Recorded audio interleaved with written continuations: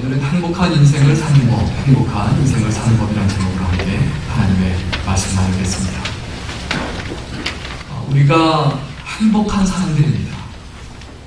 여기서 아멘이 나와야 되는데, 우리는 행복한 사람들이죠, 그죠? 네. 그런데 행복한 사람들인데 행복하게 살지 못할 수 있어요. 내가 행복한 사람이에요. 그런데 내가 사는 것은 행복하지 않을 수 있다는 거예요. 차이점 이해되세요? 내가 다시 말하면 내가 행복한 것과 그것을 누리는 것은 별개의 문제일 수 있다는 겁니다. 내가 구원받은 하나님의 백성입니다. 너무나 많은 것을 가지고 있습니다. 세계적으로 따져보면 우리는 살 집이 있고 먹을 것이 있고 또 어떤 차가 있고 이런 것들을 생각해보면 전 세계적으로 상위 10% 안에 듭니다. 이 안에 전부 다. 상위 10% 안에 안 드시면 저한테 오세요. 제가 증명해드리겠습니다. 아프리카, 중국, 인도, 모든 인구, 세계 인구 다 합쳐서 우리는 상위 10% 안에 드는 삶을 살고 있어요. 그런데 내가 왜 불행하게 살아가야 합니까? 우리가 살아가는 인생에서 내가 행복한 것과 행복을 누리는 것은 별개의 일이죠. 행복한 삶을 누리시기를 주의 이름으로 간절히 축원합니다. 어떤 사람이 아버지한테 물려받은, 할아버지, 아버지한테 대대로 물려받은 그 집이 있었습니다. 그 집에서 살고 있는데 너무 집이 오래돼서 지겨운 거예요. 벌레도 너무 많고 바퀴벌레도 나오고 좀 너무 거기서 사니까 이제 지겨운 거예요. 그래서 좀 이사를 가야 되겠다. 그런 생각이 들어서 이제 부동산에 집을 내놨습니다.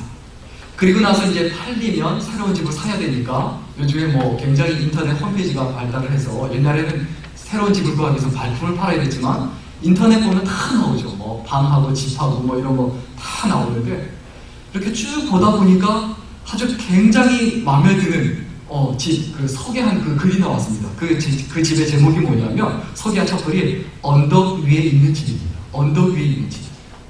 그래서 어떻게 거기에 그 집을 소개해놨냐면 언덕 위에 아름다운 집입니다.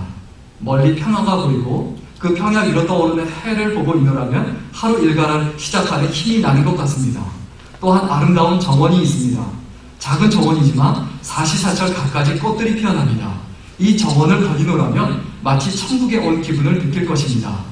이 집의 방해 구조는 편리하게 되어 있습니다. 부부는 사랑을, 자녀들은 행복을 나눌 수 있는 참 좋은 집입니다. 이 집에는 이웃이 참 좋습니다. 법 없이도 살 수 있는 사람들입니다. 좋은 일뿐만 아니라 나쁜 일도 서로 나누기 때문에 바로 이 동네는 가족과 같습니다. 이 소개 글을 보니까 바로 이 집이다. 이 집을 사야 되겠다. 그래서 어떤 집인가 하고 주소를 이렇게 클릭해보니까 많이 보던 주소예요. 알고 보니까 자기 집이에요. 자기가 안 좋은 거, 뭐 불평, 이거 뭐 바퀴벌레 나온다 이런 것만 생각했는데 이 부동산에서 이렇게 쭉 와보고서는 그 집을 소개한 글을 보니까 내가 사는 집이 진짜 좋은 집이구나 깨달았다는 거예요. 여러분 행복합니다. 그러나 그것을 누리지 못할 수 있다는 겁니다. 그 행복을 누려야 합니다. 남의 떡이 커 보인다는 말이 있죠. 남의 떡이 커 보인다. 괜히 남의 떡이 큰 교회에 다니면 좋을 것 같고 저 교회 목사님은 또 좋을 것 같고 저 교회 장로님 전도사님 좋을 것 같고 저 교회 시스템은 좋을 것 같고 원래 남의 떡이 커 보이지만 그건 남의 겁니다. 괜히 남의 거 탐내지 마시고 내 거, 우리 교회, 우리 가정, 내가 속해 있는 거 이것의 소중함을 알고 귀하게 여길 줄 알아야 합니다. 괜히 남의 자식이 잘나 보이죠. 그러나 내 자식이 최고입니다. 남의 자식 아무리 잘 나와봤자 소용 있습니까 없습니까? 남의 자식이 나한테 효도합니까? 효도하든 안 하든 내 자식이 최고입니다. 우리가 살아가는 인생에서 날마다 기억해야 돼요. 오늘 본문 말씀은 1절부터 시작된 축복의 내용이 쭉 되어 있는 건데 이스라엘 백성들한테 이 모세가 축복하는 내용입니다. 그런데 모세가 언제 축복을 합니까? 자기는 죽음을 앞두고 있어요. 가나안 땅을 눈앞에 두고도 그 가나안 땅을 들어가지 못해요. 몇십 년 동안 광야에서 생활하고 방황하고 힘들게 고생하고 가나안 땅에 들어갈 만 했는데 근데 하나님께서 너는 못 들어간다. 그러면 그 다음에 보통 나오는 반응이 뭡니까? 하나님이 그럴 수가 있냐? 하나님이 살아있다면 어떻게 그럴 수가 있냐? 절대 그럴 수 없다. 어떻게 나를 여기서 죽게 하느냐? 가나안 땅에 못 들어가게 하느냐? 불평불만. 내가 못 들어가니까 니들도 못 들어간다. 너 죽고 나 죽자. 이게 뭐 우리 교회 교인들 이야기는 아니고요. 다른 분들 이야기일 수 있죠. 그게 보통 사람들이 이야기일 수 있죠. 그런데 이 모세라는 사람이 정말 위대한 지도자인 이유가 무엇입니까? 자기는 그 축복을 누리지만 이스라엘 백성들은 진짜 그 축복을 누리기를 소원하면서 간절히 한 지파 한 지파 정성을 다해서 모든 것을 다해서 축복을 합니다. 이스라엘 백성들한테 뭐라고 이야기합니까? 너희는 행복하다. 너희는 행복한 사람이야. 그런데 이스라엘 백성들이 자기들을 생각해볼 때 그렇게 행복하지 않아요. 왜 그렇습니까? 가나안 땅에 들어간 게 아닙니다. 정복한 게 아닙니다. 가나안 땅 사람들은 아주 거구해요. 자기들은 광야에서 살고 있어요. 땅도 없어요. 재산도 없어요. 가진 것도 없어요. 수십 년 동안 자기 자녀들이 천막에서 태어나고 천막에서 자랐어요. 그리고 그 가나안 땅을 정복해서 내 땅이 된다는 인간적인 생각에서 볼 때는 보장이 없었습니다. 그러한 가운데서 너희는 행복자다라고 말하면 어떤 반응이 나올 수밖에 없죠? 어떤 반응이 나올 수 없죠?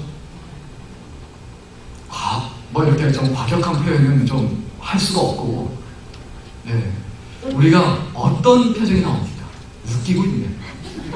좀 이렇게 과하게 표현하면 놀고 있는 이런 표현이 나올 수밖에 없죠. 우리가 살아가는 인생에서 제가 여러분한테 여러분 행복한 분들입니다 말하면 당신도 나처럼 돼봐. 이 말이 나올 수 있어요. 그런데 그 말이 나올 수가 없는 이유가 뭡니까?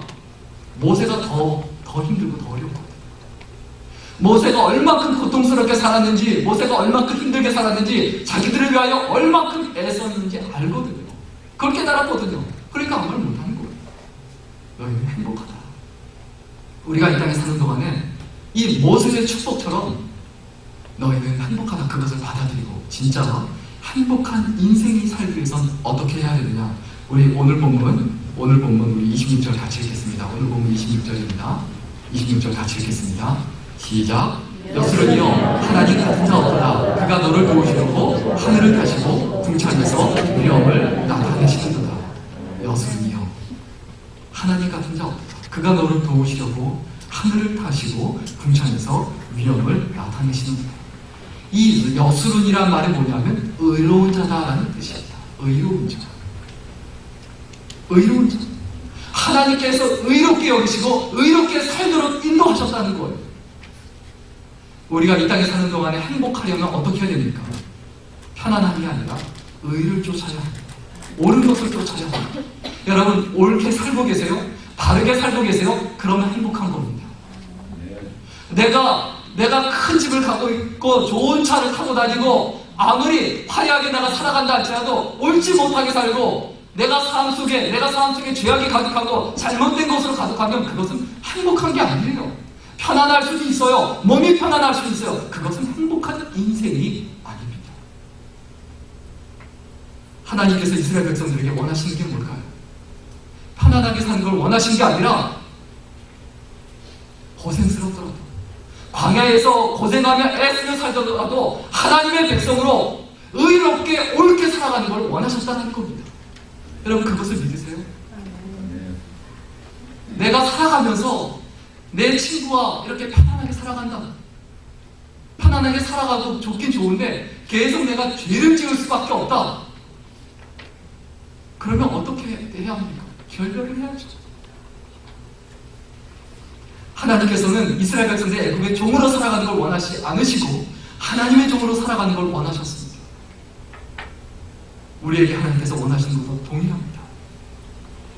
한국에서 어느 한국 아주머니들이, 한국 아주머니들 하면 이제 배짱이죠. 영어도 못하면서 영어도 할 줄 아는 분이 전혀 없어요. 근데 이 6분이 놀러 왔어요. 놀러 왔는데 배가 고프니까 어딜 가냐 하면 맥도날드에 갔습니다. 근데 시켜야 되는데 주문을 못 하잖아. 그래도 영어를 조금 한다는 한 아주머니가 그래도 자기가 제일 잘하잖아. 그래 내가 할게 하고 주문하고 뒤에 이제 5명이 서 있고 한 명이 이렇게 이야기를 하는데 이렇게 주문을 이렇게 잘 돼가고 있는데 제일 마지막에 그 매장 직원이 이렇게 물어보는 겁니다. for here or to go 그렇게 가만히 듣고 있다. for here. 네. for here. 네 명은 여기 있고 to go. 두 명은 go. 가라. 네 명은 여기 있고 두 명은 가래. 거기서 싸움이 붙은 거예요. 누가 갈고 누가 감을 것이냐. 막 그거하고 티격태격 싸우고 있어요. 여러분, 우리가 살아가는 인생에서 옳지 않은 거, 잘못된 거, 내가 잘못 알고 있고 잘못된 거 가지고 그거 가지고 맨날 싸운다는 거, 엉뚱한 것에 초점 맞추고 우리의 살아가는 인생이 내가 싸워야 할 것 가지고 싸워야죠. 선한 싸움을 싸워야죠. 선한 사람이 되기 위해서 싸워야 합니다. 좋은 사람이 되기 위해서 싸워야 합니다. 더 많이 가지기 위해서가 아니라, 더 많이 누리기 위해서가 아니라, 더 많이 편안하기 위해서가 아니라 무엇하기 위해서요? 옳은 사람이 되기 위해서, 선한 사람이 되기 위해서, 착한 사람이 되기 위해서, 따뜻한 마음을 가진 사람이 되기 위해서 싸워야 합니다. 여러분, 나쁜 사람이 되기 위해서 싸울 수 있어요. 나쁜 남자, 나쁜 아내, 나쁜 부모, 나쁜 자식, 나쁜 이웃, 나쁜 친구, 나쁜 교인, 나쁜 목사가 되기 위해서 싸울 수 있어요. 나도 모르게 의도하지 않았지만, 그러나 우리가 어떤 싸움을 싸워야 합니까? 선한 싸움을 싸워야 하죠. 여술은, 이 말은 정말 중요합니다. 이스라엘 백성의 이름들이 몇 번 바뀌었는데 제일 마지막 이름이 여술입니다. 의로운 자 혹은 정직한 자라는 뜻인데, 이 정직이라는 영어 단어, 이 아니스트라는 말이 어디서 나왔냐면 라틴어 호네스투스라는 말에서 나왔습니다. 이 호네스투스라는 말은 뭐냐면 영예, 명예라는 뜻입니다. 정직한 사람이 명예롭다. 우리가 이 땅에 사는 동안에 어떤 사람이 필요합니까? 정직한 사람이 필요해요. 의로운 사람이 필요해요. 옳은 사람이 필요해요. 돈 많은 사람이 필요한 게 아닙니다. 돈 많은 부모가 필요한 게 아닙니다. 옳게, 똑바로, 바르게 살아가려고 하는 사람이 필요한 겁니다. 교회에 누가 있어야 합니까? 옳은 사람이 있어야 합니다. 똑바로 살아가는 사람이 있어야 합니다. 내가 어떠한 인생을 살아가려고 해야 합니까? 9살짜리 아이가 아빠 차를 타고 가다가 한국에서 신호위반에 걸렸습니다. 경찰이 옵니다. 경찰이 오니까 어떻게 하냐면 은근슬쩍 면허증과 같이 밑에다가 10,000원짜리 딱 적어서 줍니다. 아들이 그걸 보고 아빠 뭐 하는 거야? 아빠 뭐 하는 거야? 왜 그래? 그러니까 금방 하는 말이 걱정 마라. 누구나 다 이렇게 하는 거야. 이런 거. 그 이 아이가 좀 커서 이제 11살이 됐어요. 근데 엄마하고 시장에 갔는데 이 시장에서 뭐 물건을 샀는데 거스름 돈을 더 많이 받은 거예요. 그걸 갖다가 은근슬쩍 그냥 그대로 지갑에 주머니에 넣더라는 거예요. 지갑에다 넣더라는 거예요. 그러니까 그 아들이 그걸 알고 있다가 엄마한테 엄마 왜 그래? 그거 돌려줘야 되잖아. 왜 더 많이 받았잖아. 그러니까 탁 치면서 걱정 마. 다 그렇게 해. 누구나 다 그렇게 해. 좀 더 컸습니다. 그래서 얘가 또 중학교 갔는데 시장에서 장사를 하고 있는 그 삼촌 집에서 과일 가게를 좀 도와주게 되는데 삼촌이 이제 과일을 파는데 과일 상자에다가 썩은 거는 다 밑에다 넣고 위에다 조금 거만 탁 놔두고서 괜찮은 것처럼 하고서 내용을 다 씌워놓는 거예요. 이거 이렇게 하면 안 되잖아. 속이는 거잖아. 그러니까 또 그 삼촌이 뭐라고 말할까요? 네, 걱정하지 마. 다 그렇게 해. 근데 이 애가 이제 학교 가서 어떤 일이 있었냐면 커닝하다 걸린 거예요. 그래서 집에 와서 네가 그럴 수 있냐? 네가 어떻게 커닝을 하니? 이 부모 망신을 시키냐? 막 이러니까 하는 말이, 애가 하는 말이 뭐였을까요? 다 그렇게 해. 엄마 걱정 마. 딴 애들 다 그렇게 해. 이게 우리가 살아가는 모습이 말이죠. 내가 옳고 의롭고 바르게 살아가는 게 중요하죠. 내가 말한다고 되는 게 아니죠. 내가 옳게 행동하고 그리고 내가 말과 행동이 일치해야 되죠. 우리가 살아가는 인생에서 정직이란 것은 무엇입니까? 하나님의 성품입니다. 우리 시편 25편 8절 같이 읽겠습니다. 시편 25편 8절입니다. 같이 읽겠습니다. 시작. 여호와는 선하시고 정직하시니 그러므로 그의 도로 죄를 교훈하시리라. 하나님은 어떻다고요? 선하시고 정직하시니. 신앙이 좋다라는 이야기는 하나님과의 관계가 좋다라는 이야기입니다. 하나님과 관계가 좋다라는 얘기는 하나님과 가깝다라는 얘기입니다. 하나님과 가깝다라는 이 얘기는 하나님의 성품을 닮았다는 얘기입니다. 하나님의 성품을 닮은 신앙이 좋은 사람은 당연히 하나님처럼 정직합니다. 선합니다. 하나님께서 우리 사람을 어떻게 만드셨습니까? 정직하게 만드셨어요. 자신처럼 자신의 형상대로 우리를 정직하게 만드셨어요. 전도서 7장 29절 우리 같이 읽겠습니다. 전도서 7장 29절입니다. 시작. 하나님이 사람을 정직하게 지으셨으나 사람이 많은 꾀를 내려오시다. 하나님께서 우리를 정직하게 만드셨어요. 의롭게 만드셨어요. 그런데 우리가 꾀를 내고 장꾀를 부려서 계속 부정직하게 살아간다는 거예요. 주님은 주님께서 지금도 정직한 자를 찾으십니다. 하나님께서 창조하신 본래 모습으로 살아가는 하나님께서 우리에게 지금도 찾으시는 그 사람이 누굽니까? 시편 51편 6절 우리 같이 읽겠습니다. 시편 51편 6절입니다. 같이 읽겠습니다. 중심에 진실함을 주께서 원하시오니 내 속에 지혜를 알게 하시리라. 여러분, 주께서 우리에게 원하시는 게 뭡니까? 내 마음속에 진실함. 실수할 수 있어요. 잘못할 수 있어요. 그걸 말하는 게 아닙니다. 그 마음속에 진실함, 그것이 정직입니다. 그리고 그것이 나타나도록 해야 된다는 거예요. 사람은 결국 그 마음의 진실이 드러나게 되어 있습니다. 처음에 속일 수 있어요. 처음엔 안 나타날 수 있어요. 그런데 시간이 지나면 그것이 나타납니다. 우리 마음속에 날마다 가져야 될 그 마음이 뭡니까? 주여 진실하게 하소서. 주여 진실하게 하소서. 내 마음속에 하나님을 향한 중심이 분명하게 하소서. 내 죄가를 도말하시고 하나님의 의로운 가운데 거하게 하소서. 우리의 간절한 기도 제목이 되어야 합니다. 여스룬이라는 말이 히브리어 야샤르라는 말에서 나왔는데 이게 정직하다, 의롭다, 곧바르다라는 동사입니다. 그런데 이게 명사형으로 바꾸면 정직한 자 혹은 의로운 자라는 뜻입니다. 그런데 헬라어로 번역된 헬라어 성경, 히라워 성경, 70인 성경이 있습니다. 70인역 성경에 보면 여스룬을 뭐라고 번역하고 있냐면 사랑을 받은 자, 사랑을 받은 자라고 이렇게 번역되어 있습니다. 정리를 해보면 여스룬이란 말의 뜻은 뭐냐면 하나님의 사랑을 받아 의로운 자가 되었다는 뜻입니다.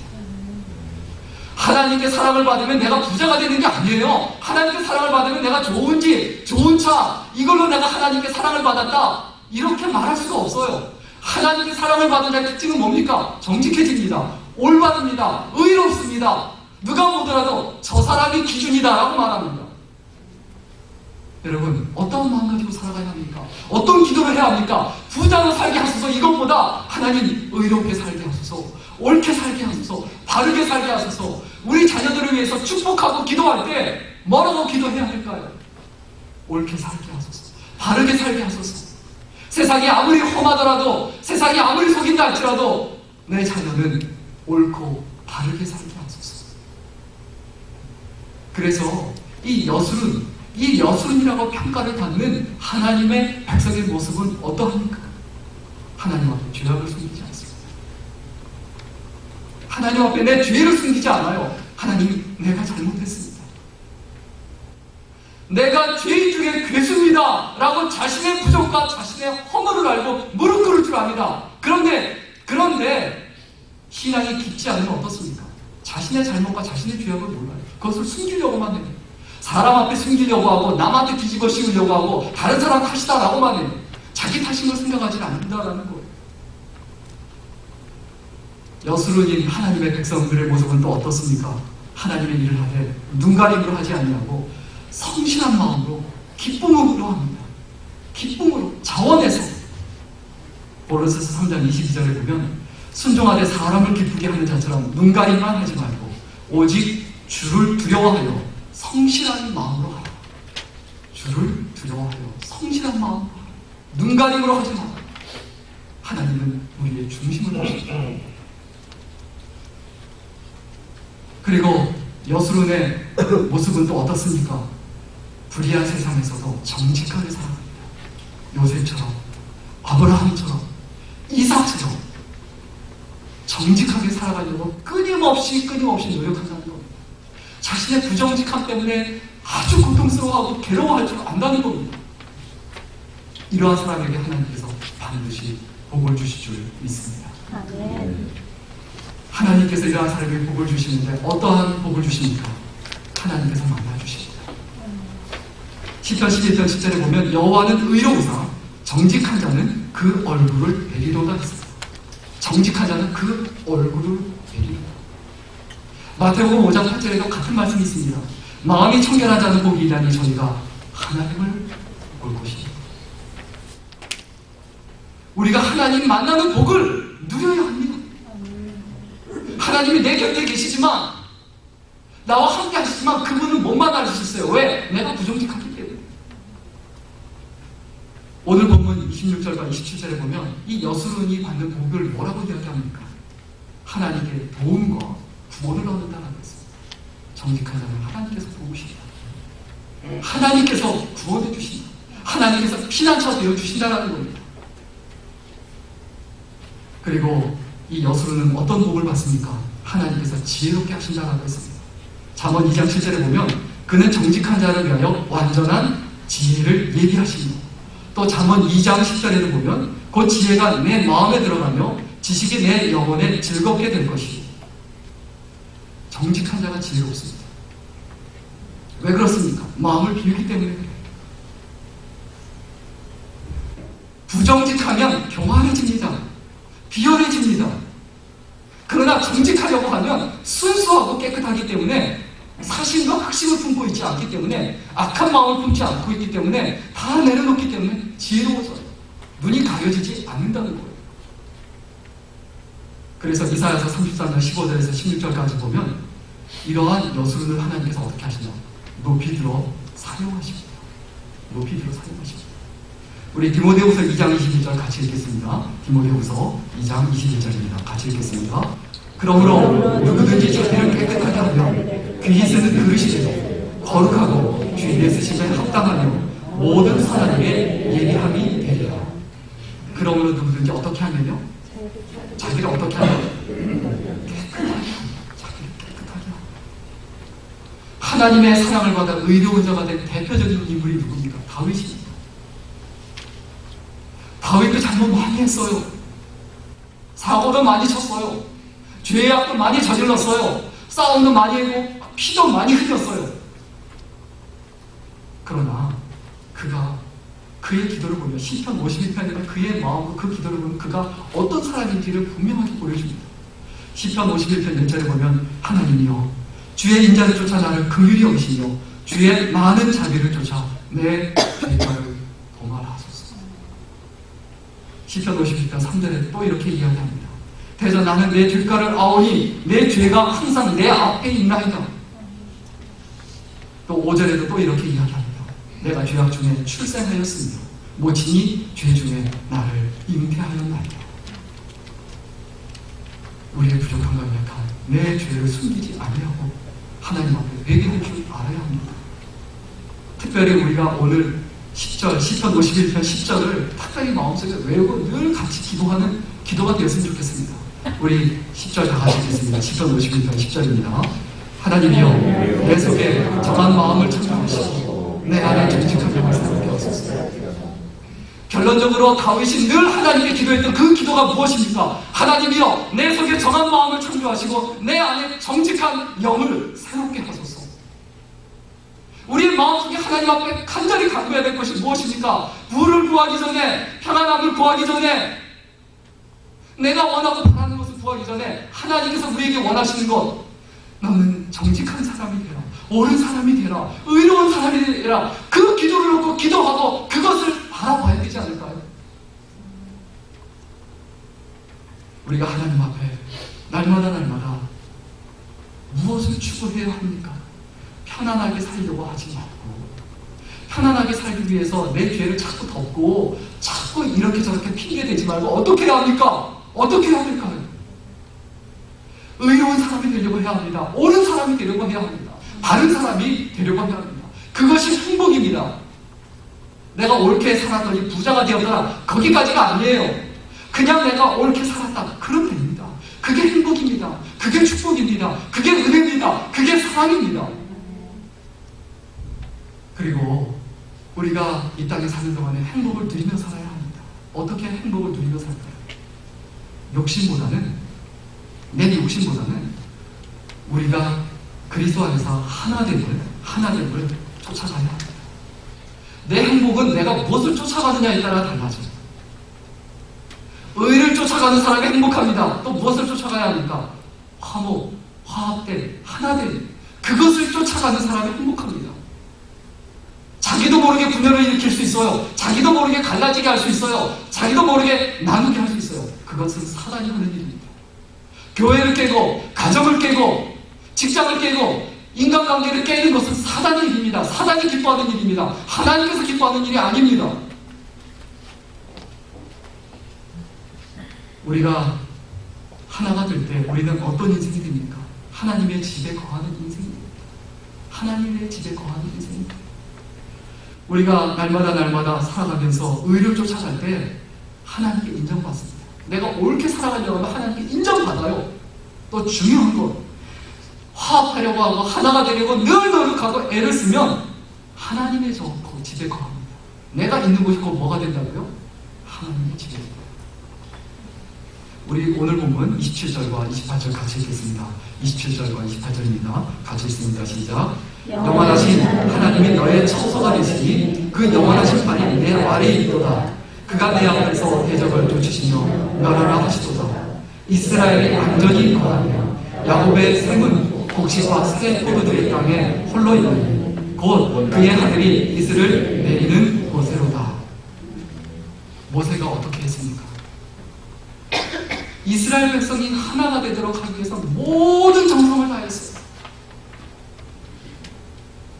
옛말에 이런 말이 있습니다. 논어에 나온 말인데 군자 화의 부동 서인 동의무화. 굉장히 어렵죠. 무슨 말인지 알고 보기 쉬운데 군자는 화합하되 덩달아 같아지지 아니하고, 군자는 화합하되 어떻게 하지 않는다고요? 똑같아지지 않는다는 거예요. 다른 사람 말을 들어줘요. 악인의 말도 들어줘요. 그런데 그 사람하고 똑같아지지는 않는다는 거예요. 그러면서 화합을 이룬다는 거예요. 그런데 소인은 덩달아 같아지되 화합하지 못합니다. 소인은 어떻다고요? 다른 사람 말을 들어요. 듣고 그 사람하고 똑같이 돼요. 악인하고 똑같이 돼요. 잘못된 관점을 가지고 있는 사람하고 똑같이 돼요. 그리고 분열을 채워야 하고 일으킨다는 거예요. 우리의 마음속에 어떠한 자세가 있어야 합니까? 군자 유효인, 소인 유효인. 군자는 의를 추구하지만 소인은 이익을 추구합니다. 내가 무엇을 바라볼 것이냐. 내 소신을 지키면서 자신의 견해와 다른 사람들과 화합할 수 있는, 자신의 견해를 지키면서도 다른 사람과 화합할 수 있는 능력이 있어야 됩니다. 성공하는 사람들의 그 공통점이 있습니다. 옛날에는 그 IQ라고 하죠.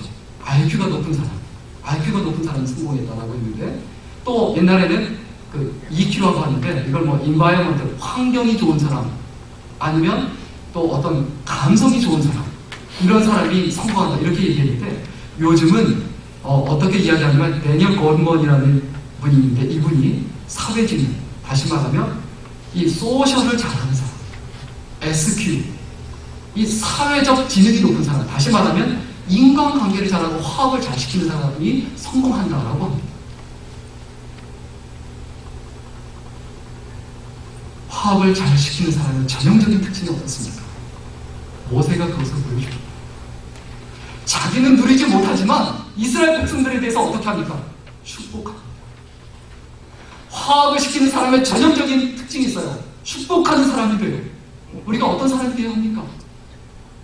복을 주는 사람이 되어야 합니다. 축복하는 사람이 되어야 합니다. 우리의 살아가는 인생에서 모세처럼 내가 가나안 땅을 목전에 두고도 나는 누리지 못한다 할지라도 당신들만은 복을 누리십시오. 당신들만은 그 기쁨을 누리십시오라고 말할 수 있는 그 아름다운 마음이 절실하게 필요한 세상이 바로 오늘날입니다. 마지막입니다. 우리가 무엇을 쫓아야 행복할까요? 우리가 무엇을 쫓아야 그 행복을 누릴까요? 쾌락이 아니라 의미를 쫓아야 합니다. 쾌락이 아니라 무엇을 쫓아야 한다고요? 의미. 우리 오늘 보면 29절 다 같이 읽겠습니다. 29절 같이 읽겠습니다. 시작. 이스라엘여, 너는 행복자로다. 여호와의 구원을 너같이 얻은 백성이 누구뇨? 그는 너를 돕는 방패시요 너의 영광의 칼이시도다. 내 대적이 내게 복종하리니 내가 그들의 높은 곳을 밟으리로다. 우리가 어떤 인생을 합니까? 이것이 의미 있는 일인가? 재미있는 일인가? 짜릿한가를 생각하지 아니하고 이것이 의미 있는 일인가를 생각하면 이것이 의미 있는 말인가? 이것이 의미 있는 행동인가? 이것이 의미 있는 결정인가를 생각하면 하나님께서 높여주시는 인생입니다. 무엇이 의미 있는 겁니까? 하나님께 인정받아야 돼요. 하나님께서 높여주셔야 돼요. 오늘 성경 본문 마지막 부분에 뭐라고 되어 있습니까? 내가 그들의 높은 곳을 밟으리로다. 하나님께서 하신다는 겁니다. 하나님께서 나를 세워주시고 하나님께서 나를 높여주시고 하나님께서 복을 주시고 하나님께서 인정하시는 것이 의미 있는 인생입니다. 나의 모습 중에 하나님께서 인정하시는 모습이 무엇일까요? 돈이 많은 거요? 하나님 관심 없습니다. 여러분 돈에 관심 없어요. 우리가 가지고 있는 돈에 관심 없어요. 내 지능, 내 IQ, 내 학력, 박사학위, 뭐 석사학위, 좋은 대학 나오고 관심 하나님 눈꼽만큼도 없으세요. 하나님께서 관심 있는 건 무엇입니까? 네가 의미 있는 일을 하고 있는데. 하나님께서 우리가 가지고 있는 직업에 관심이 있으실까요? 관심이 눈꼽만큼도 없어요.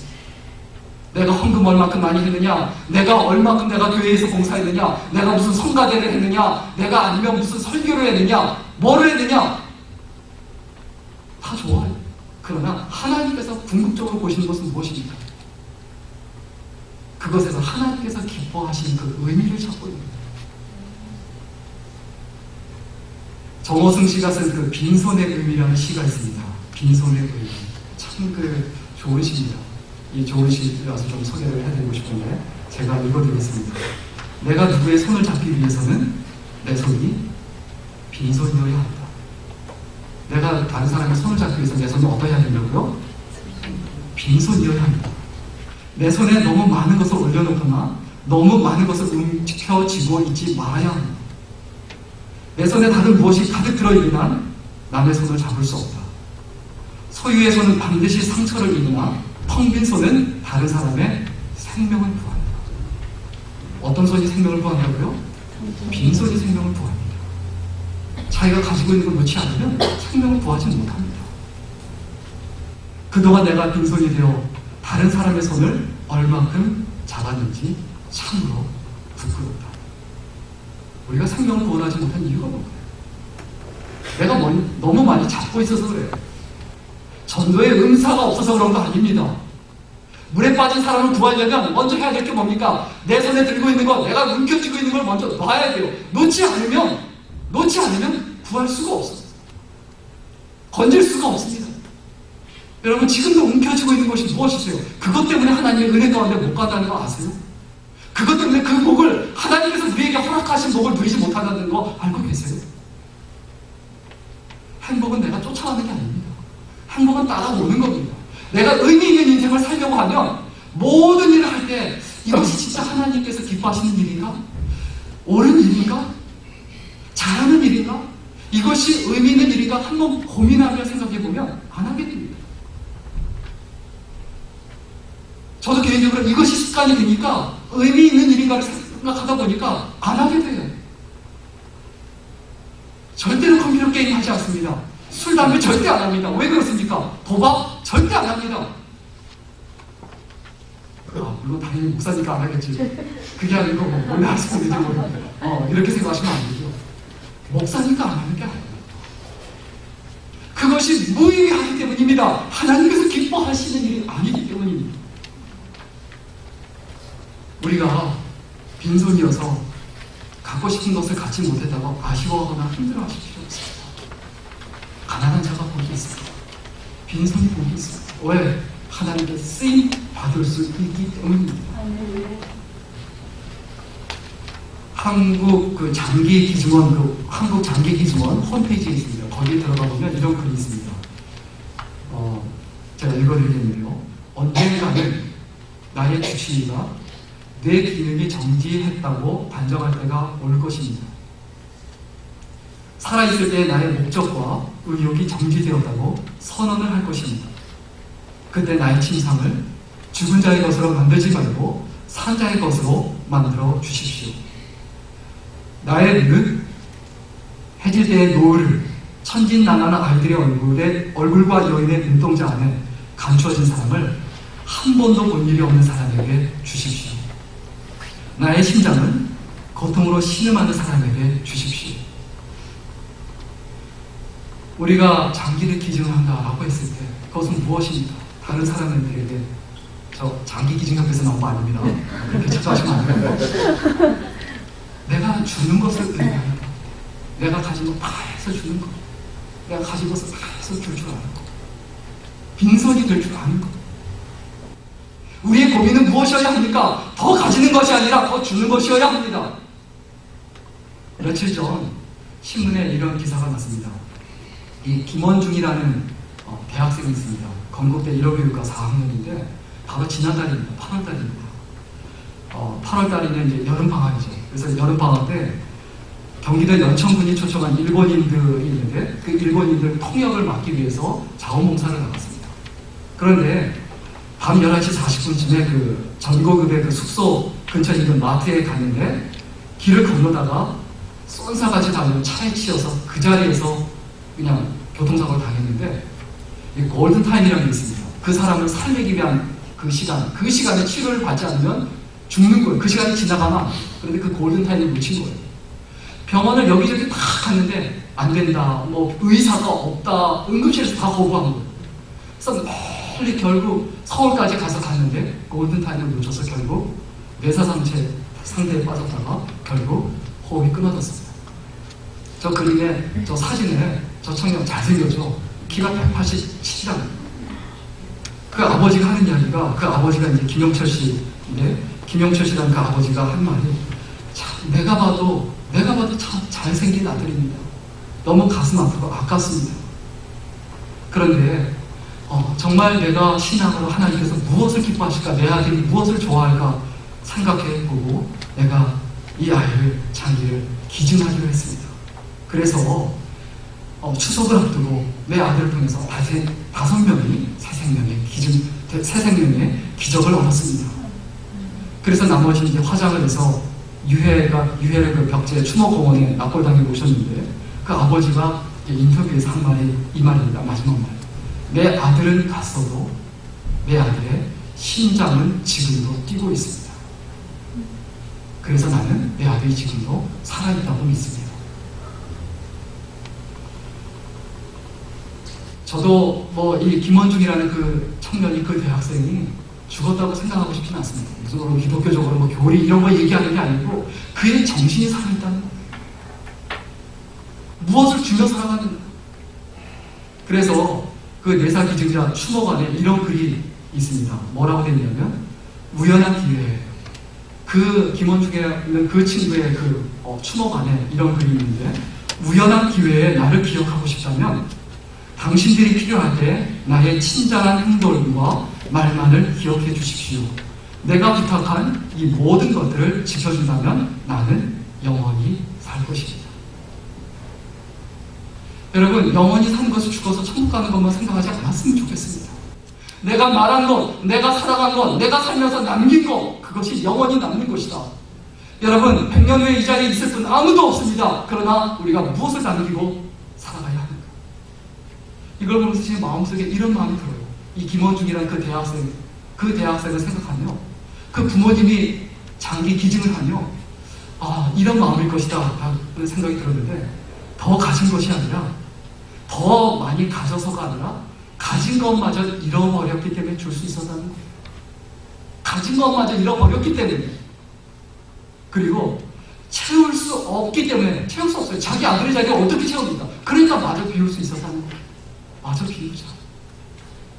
그리고 그것마저 다 비웠기 때문에 더 비울 수 있었다는 겁니다. 마음이 청결한 자가 왜 복이 있습니까? 마음이 청결한 자가 왜 복이 있습니까? 가난한 자가 왜 복이 있습니까? 빈손이 왜 복이 있습니까? 내려놓는 것이 왜 복이 있습니까? 말씀을 마치겠습니다. 이 말씀을 생각하면서 떠오르는 찬송가가 있는데 495장입니다. 내 영혼이 은총 입어 주만 계신 받고 보니 슬픔 많은 이 세상도 천국으로 화하도다. 할렐루야 찬양하세. 내 모든 죄 사함받고 주 예수와 동행하니 그 어디요? 하늘나라. 주의 얼굴 뵙기 전에 멀리 뵈던 하늘나라 내 마음속에 이뤄지니 날로 가까우다. 할렐루야 찬양하세. 내 모든 죄 사함받고 주 예수와 동행하니 그 어디나 하늘나라. 높은 산이 거친 들이 초막이나 궁궐이나 내 주 예수 모신 곳이 그 어디나 어디요? 하늘나라. 우리가 살아가는 곳이고 하나님 나라가 되어야 합니다. 하나님 나라는 내가 무엇을 쫓아가느냐에 따라 달라집니다. 시기를 쫓아가느냐, 분노를 쫓아가느냐, 고통을 쫓아가느냐, 나의 부족함과 연약함을 내려놓지 못하고 그냥 내가 의로운 사람인 척, 그럴듯한 사람인 척 살아가는 그런 삶을 쫓아갑니다. 무엇을 따라가느냐에 따라 우리의 삶과 인생이 달라집니다. 여러분 마음속에 꼭 기억했으면 좋겠습니다. 하나님을 따라가면 행복이 따라옵니다. 무엇을 따라가면요? 하나님을 따라가면 행복이 따라옵니다. 그러나 행복을 따라가면 고통이 따라옵니다. 내가 행복해지고 내가 좋기 위해서 그것을 따라가면 내가 행복하기 위해서 남을 힘들게 할 수 있어요. 남을 어렵게 할 수 있어요. 남을 불행하게 할 수 있어요. 우리의 마음속에 어떠해야 합니까? 우리가 어떠해야 합니까? 내 행복을 위해서 다른 사람을 힘들게 하거나 또 불행하게 하거나 어렵게 하는 것은 아니지. 이 시간 우리가 마음속에 다시 한번 분명하게 기억하고 내가 무엇을 쫓아가는 인생인가 하나님 앞에 깊이 가슴 깊이 우리가 생각해보고 행복은 인생의 의미를 따라갈 때 다시 말하면 하나님을 따라갈 때 하나님의 뜻과 하나님의 기뻐하심을 따라갈 때 진정으로 우리가 행복을 누릴 수 있다는 것을 기억하고 늘 승리할 수 있기를 주의 이름으로 간절히 축원합니다. 기도하겠습니다. 참 좋으신 하나님, 하나님께서 우리를 행복한 사람으로 만드시고 또 그 행복을 누리기를 원하시지만 내 욕심을 따라가고 편안함을 따라가고 재미를 따라가고 쾌락을 따라가고 내가 원하는 것 내가 바라는 것만을 따라가다가 내 인생을 망치고 다른 사람의 인생을 망치고 내가 속해 있는 가정과 교회와 직장과 주변을 망친다는 것을 늘 기억하고 어느 자리든지 어느 때든지 간에 하나님을 따라가는 믿음의 삶을 살아갈 수 있도록 인도하시고 붙들어 주옵소서.